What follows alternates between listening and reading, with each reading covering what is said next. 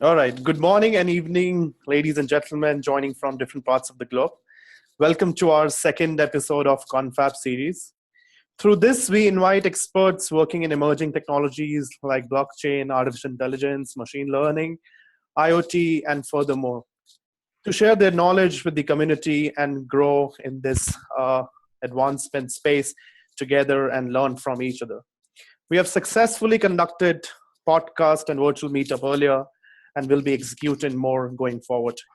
Today we have Mr. Jagdeshwar, informally known as Jags, to speak on the topic blockchain adoption in the space and how regulation can have an impact on this. He is a well-known blockchain expert and has been a cryptocurrency advisor. He presently holds the responsibilities as the CEO of Bitcare and the president and CEO of Rapid Blocks. He can talk more about it in the conversation. Jags has advised a lot more startups in the ICO and the STO space and has been doing continuously from past 1 year or so. He holds 25 years of experience in the information technology space and also has worked very actively in the healthcare. And his expertise has advised a lot of blockchain companies to raise good amount of funds through the blockchain projects which they are doing in the network. He has also been interviewed at various radio and TV platforms. We look forward to hearing from you, Jags. And in this virtual meetup, one thing which comes in my mind again and again, that what could be some of the best practice in the blockchain space. Should a regulation be important? But if self-regulation can become a global standard, would it become an evil? Or should a regulation will be an important aspect to look at it from both the angles of blockchain and crypto? So what we need to regulating and how to do so. So in order to get these answers of these questions, I look forward and hand over to Jags to take this conversation forward. And I request the other fellow folks who have joined to please go on mute so that we can have uninterrupted discussion and learn from the insights of Jags. Over to you, Jags. Thank you, Aman and Suraj. Thanks for having me. I know Aman for more than 6 months, and we have been interacting on chat, and we met once at International Blockchain Congress, and also we co-presented a seminar in Bangalore. So it's really wonderful to work with you both. At the outset, I would like to say that the presentation presentation and discussion that we are going to do is only for educational purposes, and it is not considered as investment or a legal advice. All I'm sharing is based on my experience for the last 18 months in various projects in the US and other parts of the world. And if you want to really get into more details, you may want to work with an attorney or an advisor for your, the blockchain and ICO STO projects. So this is an interesting topic. It's closer to my heart because the blockchain adoption is going to, drive the adoption, and more use cases are going to come. So it's a positive thing. And the government regulations are currently, slowing down the progress. But at the same time, both are very important. Government regulations are also very important because, without the government regulations, without some restrictions, there will be several bad players coming into the game, and the reputation will be disturbed. So I am always for blockchain adoption and certain government regulations, so that this particular space, blockchain space, is going to slowly, steadily, go into the mainstream, and more use cases would be evolved. All right, any questions, Aman, Suraj, at this time? So Jags, I think we should take the questions after your presentations because that would let your flow be seamless, and then you can cover most of the points because certain questions you might be addressing in your presentation. So we'll keep the questions at the end. Thank you. Sure, definitely. So I'm going to talk about the blockchain adoption. The numbers speak for itself, right? If you really look at it, in 2017 January, the crypto currency market cap was 16 billion. It went all the way up to 600, 700 billion, and also now it's around 200 billion. So definitely the more and more people are getting into the blockchain and ICO and STO projects. And there is a prediction that in 2018, 2.1 billions are being spent in blockchain projects. So this is also a good sign. And also other thing, there is another statistic that says that there is an annual growth of about 42.8% adoption increase in the usage of blockchain every year until 2022. And one more metric is that if you look at LinkedIn, you will find more the blockchain ICOs, COs than any other field right now, because there's a lot of enthusiasm, lot of interest, lot of hype is happening. I would relate this as 1995 time frame. um, I don't know how many were around at the time, actively investing and trading at that time, but I was one who was investing in 1995. So 95 to 2000, it was a wild ride. And then after that, what happened in 2000, we know there is a consolidation happened, there is a crash happened. Then after that, there is a consolidation, the market stabilized. Similarly, same thing would happen for the blockchain and cryptocurrency space too, because here it's the blockchain at this point in time is how many of you know AOL, you got mail, right? At the time when we got the first email, it was so exciting that, wow, if someone from other part, they are able to send a message and, I'm able to see it, right? So when it comes to the blockchain at this point in time, it's very young stage. It is at a toddler stage. There are several problems to be resolved, and the speed is a very important aspect that I'm going to talk about. The transactions per second, that is also a bottleneck, but gradually, slowly and steadily, the adoption is increasing. And also there was a survey that conducted, and about 13% of the corporate companies, they are having some plans to get into the blockchain prototypes or minimum viable products.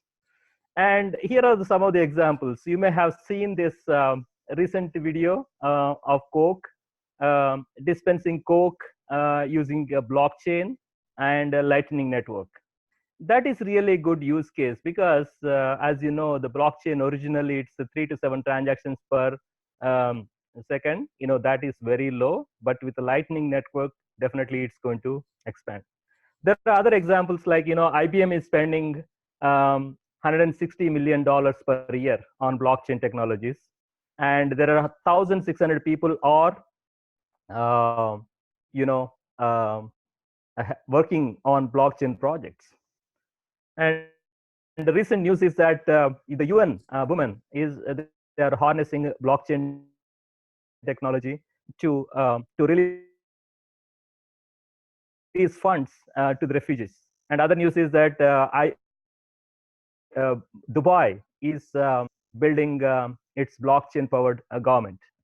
So based on this, I would say that definitely, there are more and more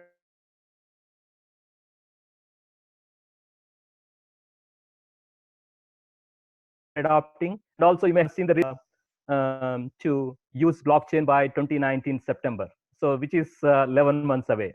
And also I know a friend who has worked on IBM supply chain project, and the Walmart was prototype that particular project.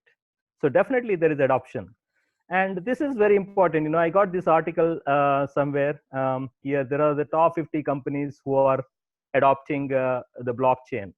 And you see here, if you really look at it, China banning the cryptocurrencies and other projects. However, look at the top two. The the Industrial Commercial Bank of China and China Construction Bank of Corporation, both of them are working on blockchain use cases. And similarly, JP Morgan Chase. We have seen a lot of articles about JP Morgan Chase. Initially, they denied the blockchain technology and then started adopting. And essentially, so more and more companies. Look at this Berkshire Hathaway. You look at what Warren Buffett said. He is not interested in any cryptocurrencies. However, companies are investing in blockchain. So I would say that the blockchain is here to stay. But for coming to the cryptocurrency, it would need more adoption, and it may be little longer to adopt, and it would be a volatile market. So I would say this. Look at this company, what they are doing. Don't look at what they are saying. Look what they are actually doing. So many companies, and including American Express, Bank of America. You may have seen the Bank of America is one of the companies that filed more number of patents. Wells Fargo, Apple, Alphabet, Toyota. There are several companies. All these companies are essentially spending time and resources on blockchain projects, right? Even including Microsoft. So Microsoft has already started monetizing blockchain services, and they are using on Azure. So overall, I would say there are three levels, right? One is the private sector. The private sector is, I would say that, the startups, entrepreneurs, there are more than 3,000 ICO projects are in the market. That is one side. Second one is the public sector. Public sector is basically all these companies who went public. And third element is the government.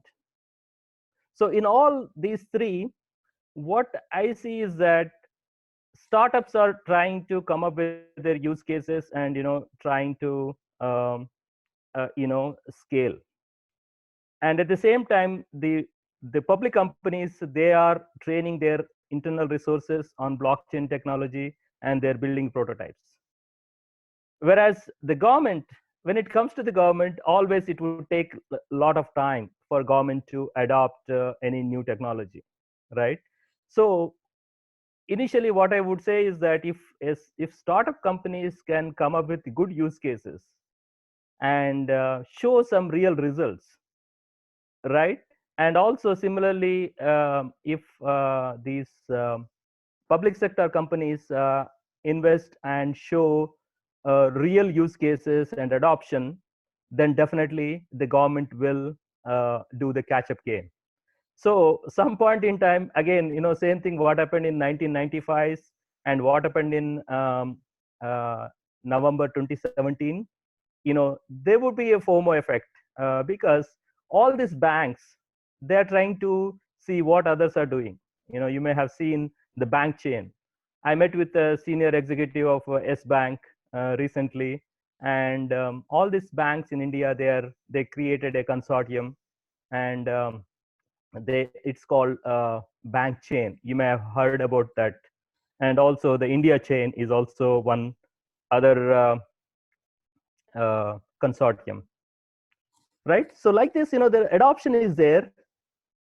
So let me go to the next. And when it comes to, there are other articles, I just captured here.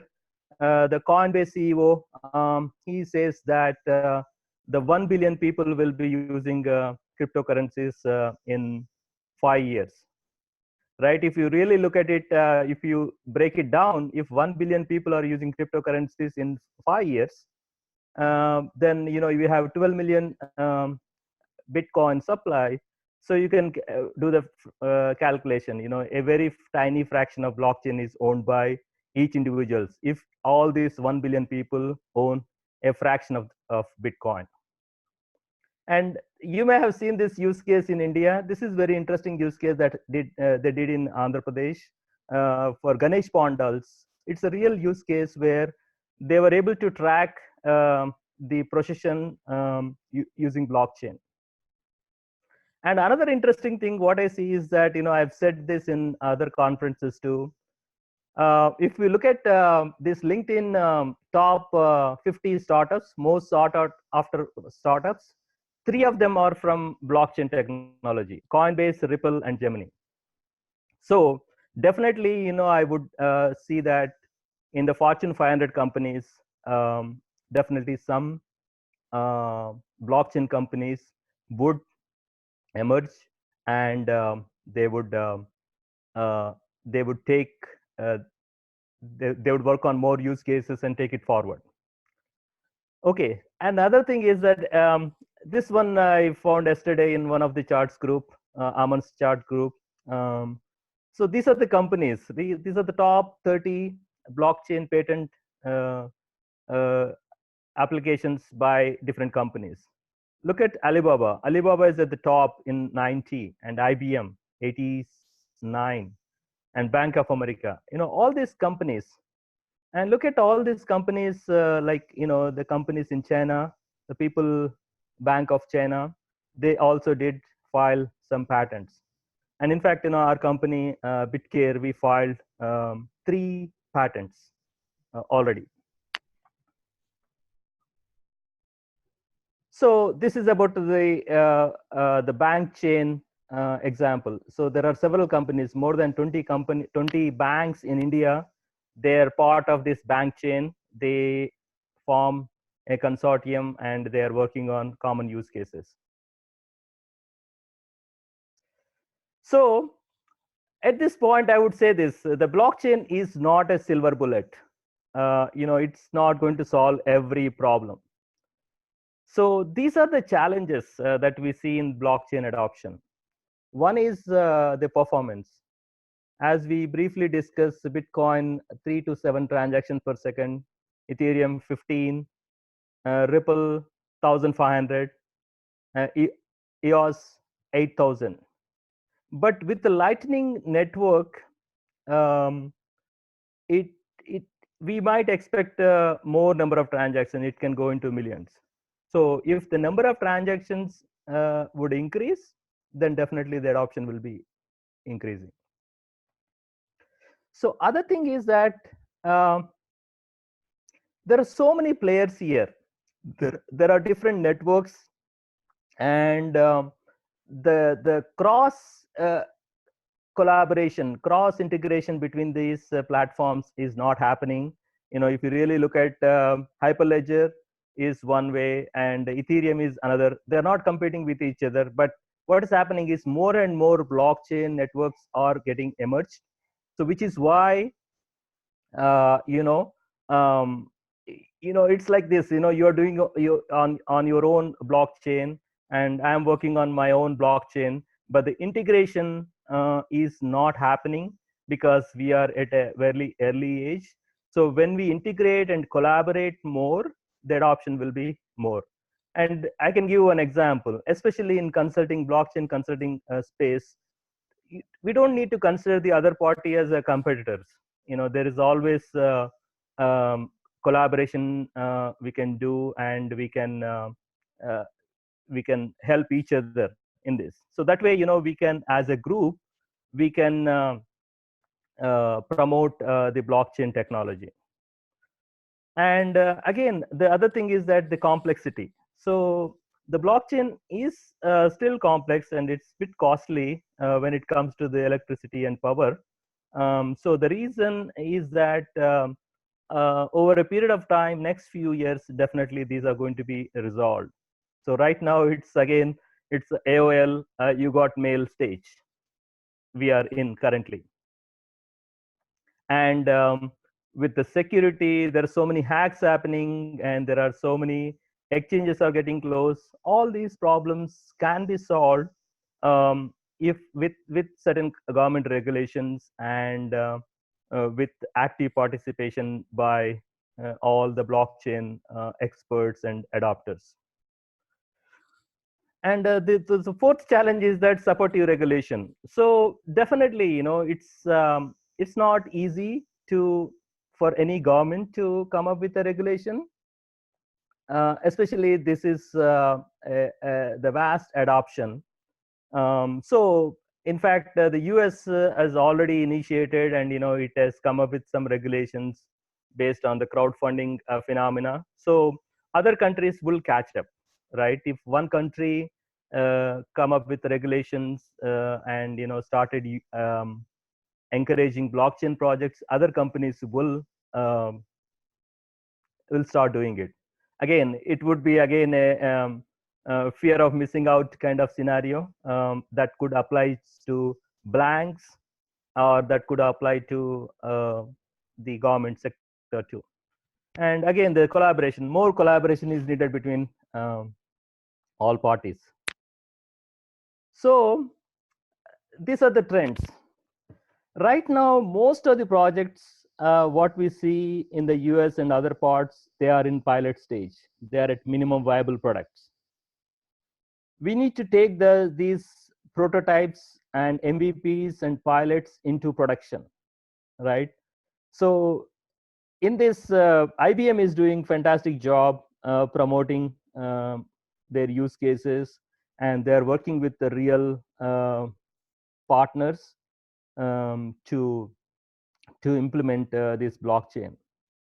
The example I mentioned was the supply chain management. So Walmart is able to optimize their supply chain using IBM supply chain blockchain. Yes, again, the networks, the different blockchain networks, we need to learn more about them, and also there should be some way of you know consortium. These consortiums could work better. That way, we are decentralizing at the same time. Again, it's not owned by a single company. And also, again, this is an emerging market. It's a market is going to be very volatile, and these crashes, what we saw in cryptocurrency, from $19,000 BTC to $6,000 BTC, these kind of fluctuations would be there. This is going to be a volatile market, at least for next 2 years. So what I recommend is that we have to be rational, and we have to work on the use cases, work with the like-minded partners, and show some real use cases, right? Every day we see some positive news about one company is adopting, one use case is coming into the market, but at the same time we also see some of the exchanges are getting hacked, and some of the ICO promoters are disappearing, right? So there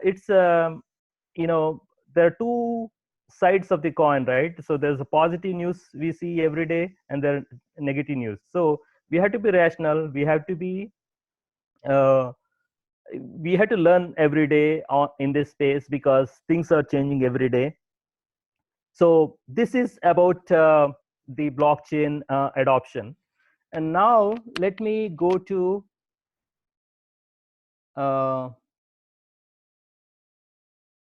the government regulation piece. So the government regulation is very important, as I said earlier, to keep these bad players out. So without that, if Bitcoin or any other cryptocurrency is with the bad people, definitely this is going to have negative impact in the market.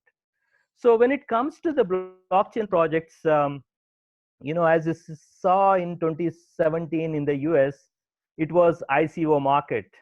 Anyone can anyone can raise funds with a white paper, and they were able to raise a lot of amount, more than 10 million, 10, 20, 30, 50 mil they raised with a white paper and minimal prototype. But what is happening is that with that we also see a lot of problems, right? um, there are several ICOs are being traded below the market price, and also the government pitched in because their interest is to protect the common individuals, right? So um, end of the day, if you really look at in the US market, I don't know how many of you from US, I can give you an example. There is something called day trading feature for traders in the US, right? So the government has put a restriction that, okay, those you trade regularly, they need to have a minimum balance in the account of $25,000. So when you have the $25,000, then you will be able to trade more than stipulated number of trades per week. So again, the government is here trying to protect the interest of common individuals, because we have seen people lost money in investing some bad ICOs. So which is why US government has come up with guidelines, and now in the US it is called ICO 2.0. It is also called STO. So STO is a security token offering. And as you saw in ICO market, you are not giving out any equity in the company. You're just giving out a token. Token is just like, you are buying a gift card from Macy's, right? So up to that point, it's similar to your gift card concept. So you bought $50 Macy's gift card. Up to that point, it's similar to uh, the gift card concept. But after that, based on the market potential, based on their roadmap, the value of that card increases. That was a close comparison of ICO with the gift card. But in that ICO model, there is no equity offered, and there is no token. There is no lock-in period. In other words, you can buy an ICO, and then once it's listed on the exchange, you can go ahead and sell it. These ICOs, as you know, this is for the beginners. They are normally traded on crypto exchanges. So there is a link here. I'm going to show that link right after this slide. Here, these are the regulations by different countries. Like for example, in Germany, Estonia, Israel, Saudi Arabia, Ukraine, they are allowed.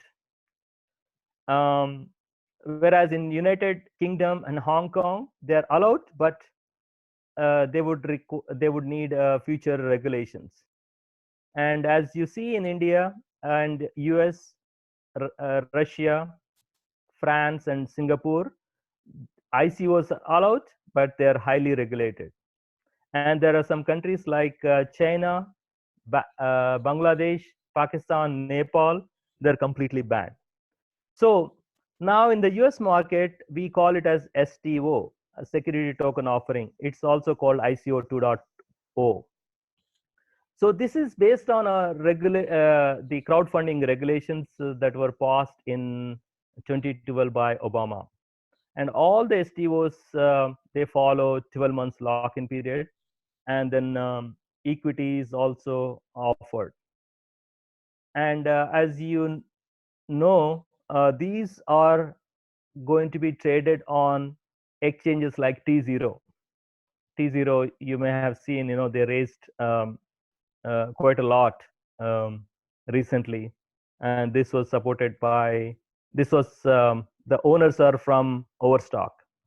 So when someone is launching an ICO, a fundraising in the US, they cannot just go with ICO because there are a lot of restrictions, and you need to follow the government regulations carefully. So, which is why for my US projects, we are exclusively going with STO.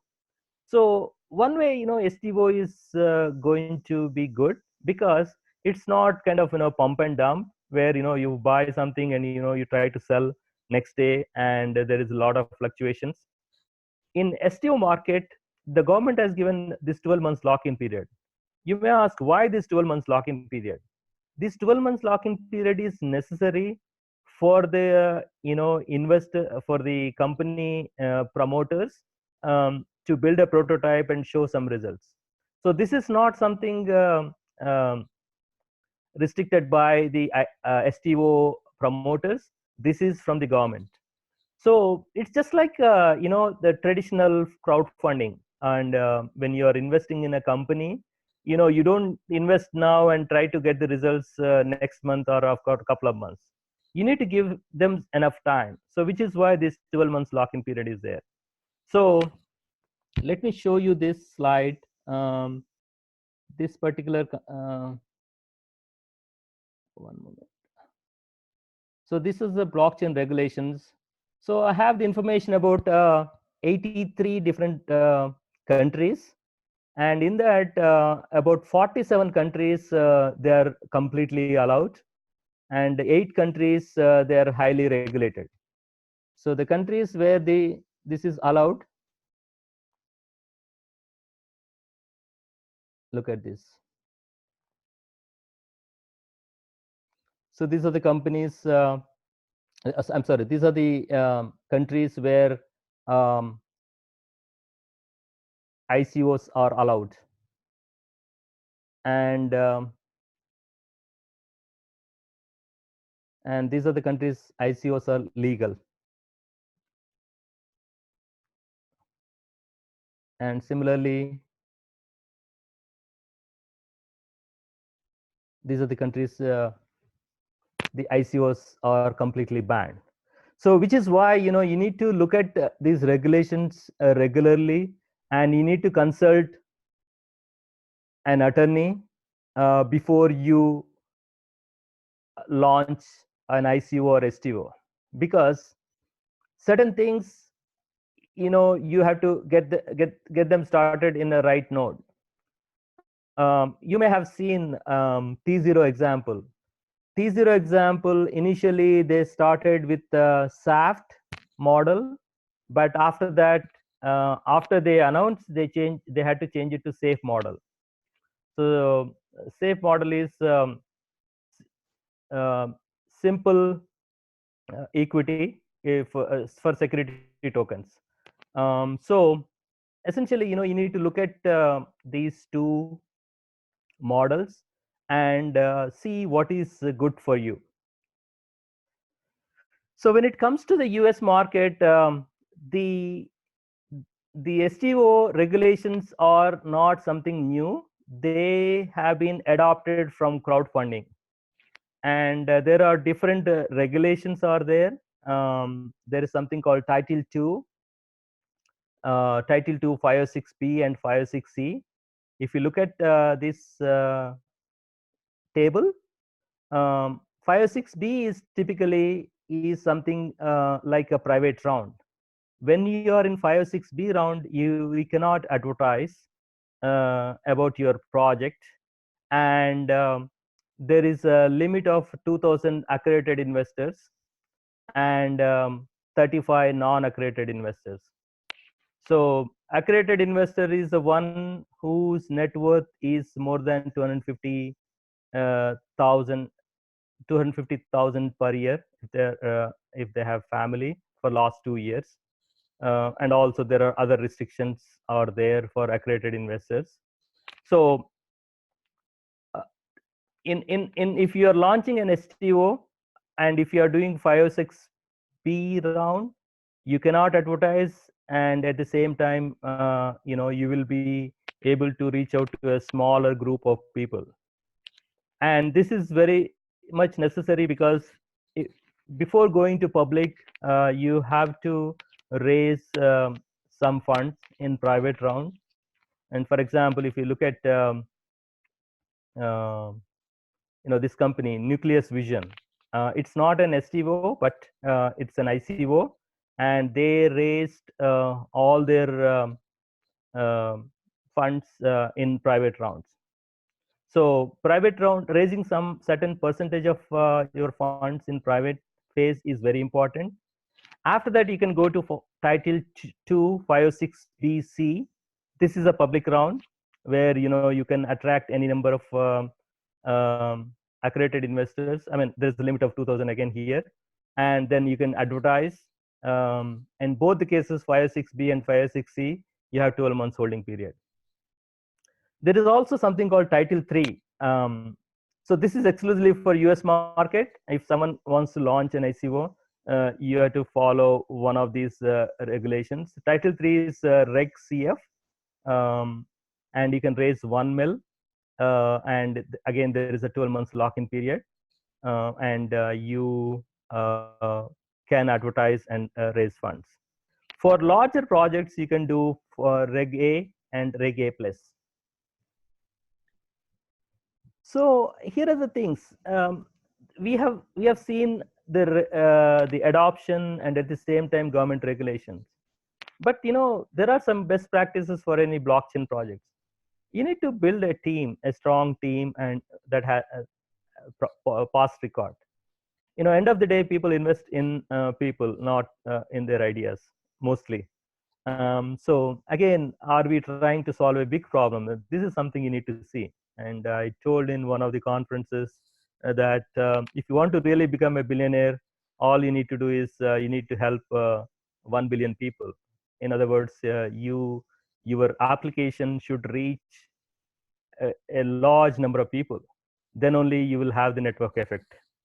And also, when it comes to the white paper, it should be comprehensive, and also you need to give your roadmap clearly, and at the same time you need to provide all the details that investor would need.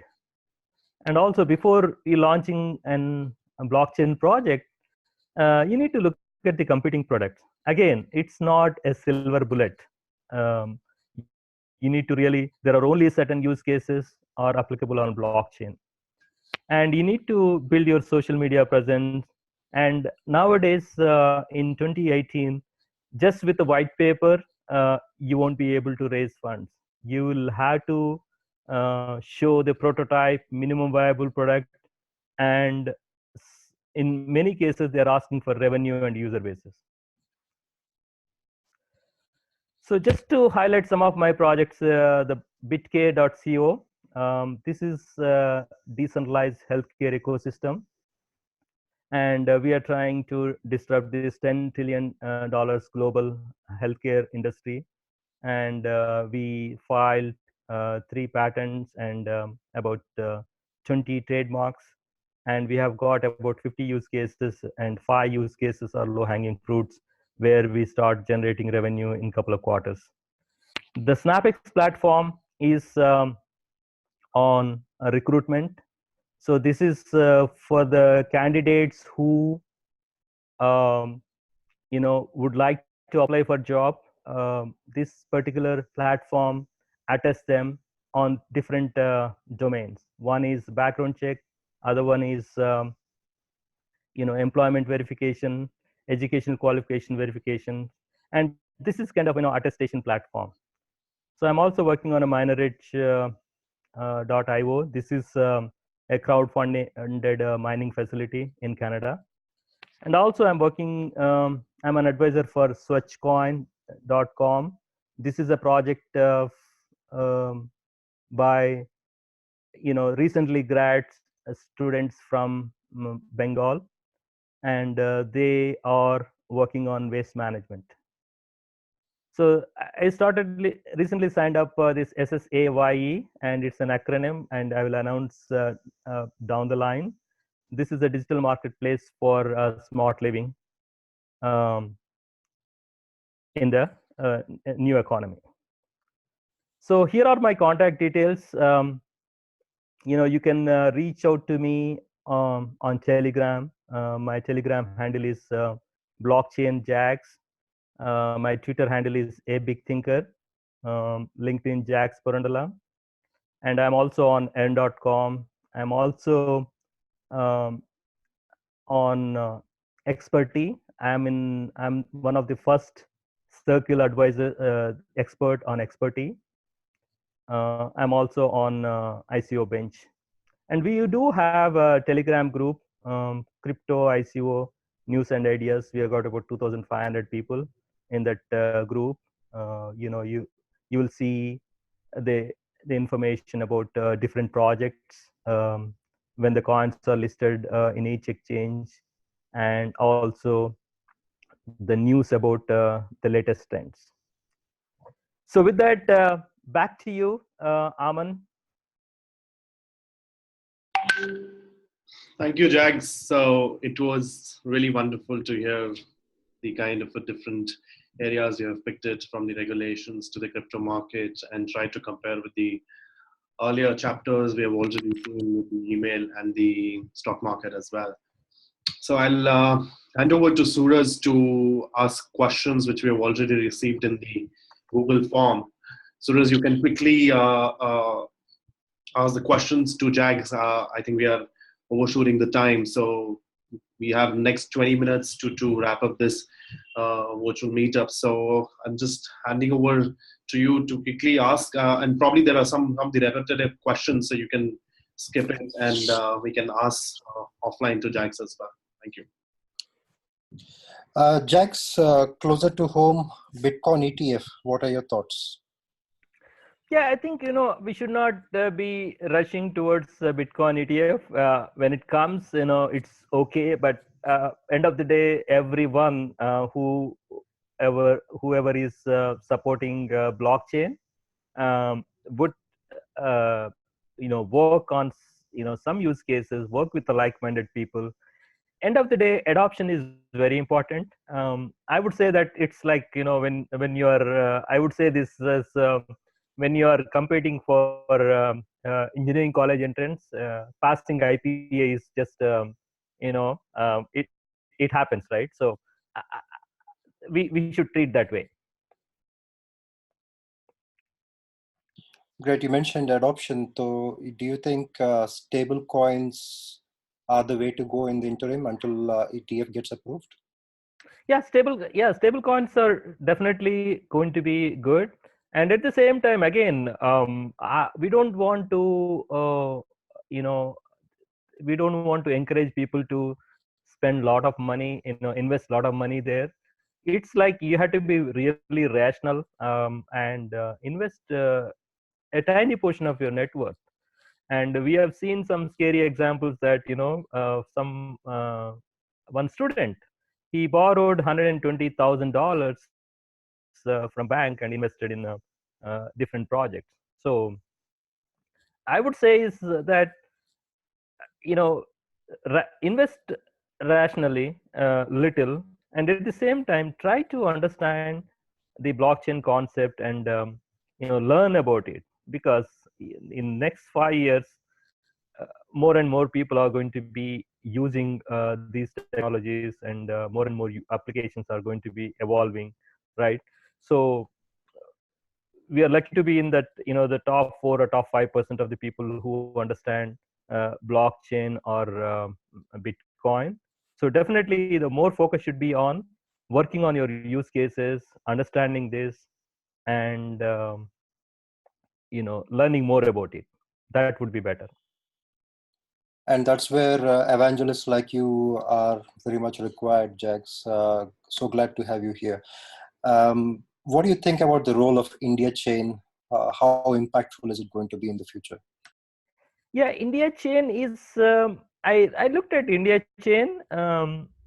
So again, the more and more use cases should come from the private sector, right? So if you really look at use cases, just to give that example of Ganesh Pandal, it's really good use case. So when the government adoption and public sector adoption is going to take some time. So as owners of startups, as evangelists, we have to show the progress. The end of the day, we need to get that network effect. Okay, we need to build the application. See, bring in, let's say, bring in 1 million people on the platform, right? Definitely, the other people will do the catch up game. So India chain is a good concept, like a bank chain, uh, but definitely it is going to take some time. And how can the government be, sorry, how will the government of India adopt a regulated sandbox to promote fintech or blockchain innovations? Do you think there's a case for the government to look into it? Government is looking at it, but at the same time, they are kind of situation, whether to go for it or not to go for it, because there are two sides of the coin, and there are arguments in favor or against, right? So the governments would definitely adopt down the line, and especially some governments, when they are very conservative, it takes longer time. If they're liberal, they adopt faster, right? So what I see is, in blockchain is, what happened in telecom industry, right? Especially some, um, the countries, in the not in the top 5, top 50, they directly went to mobile phones. They did not have to lay the copper wire, right? Similarly, many people, in developing countries, they are unbankable, right? So probably, this UN example is a really good use case, right? So I would say, down the line, next 2-3 years, these developing countries will adopt and work on many use cases, such use cases. So it's going to be a rough ride, but at the same time, the number of users who are using and number of startups are increasing, and definitely every year it will grow by at least 50%. Well, you mentioned two sides of the coin, Jax. On one side, you see governments like Japan, governments like Malta taking a very proactive approach to cryptocurrency. And on one side, you see governments like India, where people in the audience are really concerned about what's going on behind the scenes. Why is it taking such a long time for them to get the mind sorted out? What's the rationale? What's the approach they're going to take in the future? Can you share your thoughts on this? Sure, definitely. India again, same thing, right? It's largest democracy, and they have to um, look at how other countries are doing, right? Again, it is more of a the blockchain related discussions are happening in international conferences too, where different countries heads are participating, right? So they're looking, it's like, you're working on something of your own, and what other people are doing, right? So the comparison is happening. Okay, if other country adopts, I adopt. So that kind of thing may be happening, but down the line, same thing, right? All we need is, I posted on LinkedIn once, all we need is one country, one bank, one healthcare industry to adopt blockchain, right? Rest of the folks will do a catch up game. And how do you drive adoption of decentralized applications? How are the general public going to take it up in a big way? Any Right, couple of yeah, right, that's a good question. And it should be from the blockchain project promoters, right? So we need to see the problem, we need to look at the problem, whether it's a small problem or a big problem, right? So for example, if you already these public sector companies, they are working on this supply chain management, right?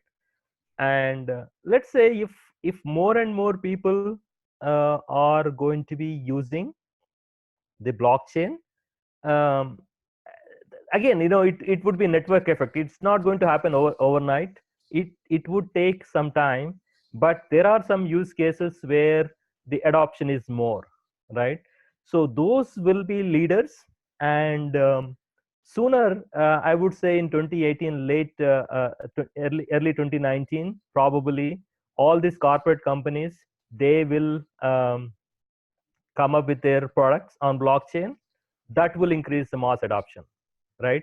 So startups may take some time to bring the network effect, but if Google and Facebook's, they launch a product on blockchain, and it would have more network effect. But at the same time, what I would say is that some of the startups in blockchain industry can get into Fortune 500 companies pretty easily. You have any sector in mind, Jax, which is going to take off in 2019? The first one, the market leader, which enterprise sector? It would be, I would say, is financial and healthcare. These are the two um, would need a lot of reforms, and there is a lot of waste. If you look at healthcare industry in the US, we spend $3.7 trillion every year, and in that, one in every $3 is waste, right? And same thing, right? The people in the US who are living in the US, uh, some of them are immigrants, right? They send money to different parts like Asia, Africa, South America, Mexico, and other places. And right now they're paying a lot as a transaction fee when they send the money using Western Union, right? So when we have use cases where you can decrease the transaction cost, definitely, more and more people will be using. So my top two areas are the financial industry and healthcare, and there are other industries like you know supply chain, and the government sector, land records. Those may be picked up faster. And land records, Jax, one important question. What's the biggest hurdle? Where do you see the biggest hurdle to adoption? Yeah, land record is completely government. It's, again, here is the thing, right? When it comes to the decentralized application, there is no central authority, right? There is no central authority. So the right now, all these banks and governments, they have the central authority, and it is not easy to give it away, right? So which is why definitely there will be several private blockchains would be coming, where it's not completely decentralized at the same time, and the blockchain technology is utilized. So again, land records, since it is currently controlled, making it deregulated and decentralized would take some time. Do you think Facebook will implement cryptocurrency of their own? Yes, they're saying that they're working on it. Even Google said that they're working on their own blockchain, right? So definitely they're not ignoring. The underlying statement here is no corporate company is ignoring this technology. Definitely, they are discussing in their boardrooms. They are discussing how they can you know um, uh, utilize this technology. So yes, definitely there will be more and more the blockchains would come, but end of the day, again, same thing would happen what happens in 2000. Only 10% of the companies will survive.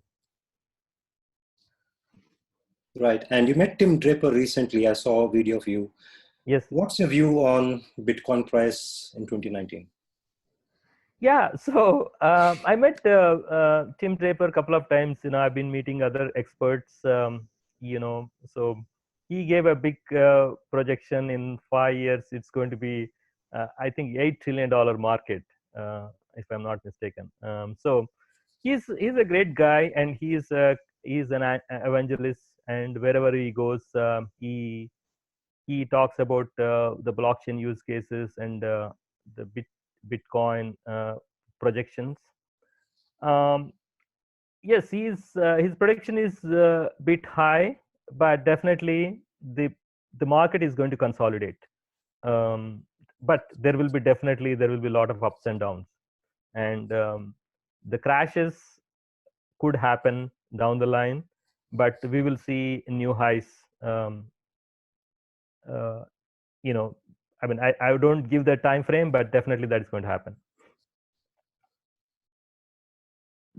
But do you want to put a price to it yourself in 2019? Yeah, 2019. I would say that we will hit the tops in 2019. Okay, and that's quite diplomatic. Essentially, the reason I said that is because already there are a lot of folks, they bought BTC and other coins at 19,000, and they are at 20%, 25%. So it's not for everyone. It's a very volatile asset class, and 80%, 90% drops are common. You may have seen, in couple of years ago, it was $1,000 and it dropped to $150. So not everyone can take this kind of volatility. So which is why I encourage everyone to be very rational, and don't invest the money that you cannot afford to lose. Don't invest the money that you pay for mortgage. Don't invest the money that you pay for your bills. Right? So be rational. Thank you very much, Jags. I think it was very interesting conversation covering most of the points with respect to the regulations and the ICO and the STO sides. I pretty much like the kind of the investor perspective you are given on the comparison table. That's pretty interesting, and I hope our community has enjoyed it as well, and most of the questions are covered. And if we receive the further questions, we'll send it to you, Jax, to have your views on it. And to sum up the meetup in 3 or 4 words, I would say it was more about better regulation and compliance, less criminalized activities, and more technological understanding and adoption. And to sum up, I mean, we need to be more rational and to make a product which has billion-dollar impact in terms of touching the life of people at the number of 1 billion. Thank you very much, Jags. And I thank everyone who has joined from different parts of the globe. And stay tuned for the other virtual meetups we organize on every Thursday. We'll be sending you the details very shortly. Thank you very much, Jags. Thank you so much, Aman and team, for putting this together. It was a short notice, but I see a lot of blockchain, evangelists and the people who support blockchain have joined the call. And there was one question. I looked at the questions, and one of the question is that someone has the blockchain ideas. Definitely, you can reach out to me on Telegram. My Telegram is blockchain Jags, or you can reach me on LinkedIn too. And at the same time, again, don't try to fit a use case into blockchain. Definitely, if you really see the blockchain, application in your product, then only go for it.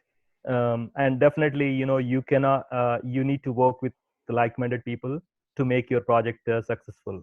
1 or 2 people, it would be taking long time, and it would be difficult to promote your product. So work with the like-minded people, and good luck. All right, Jags, thank you very much. And thank you, everyone. We look forward to having you once again. Thank you very much. Thank you. Bye-bye.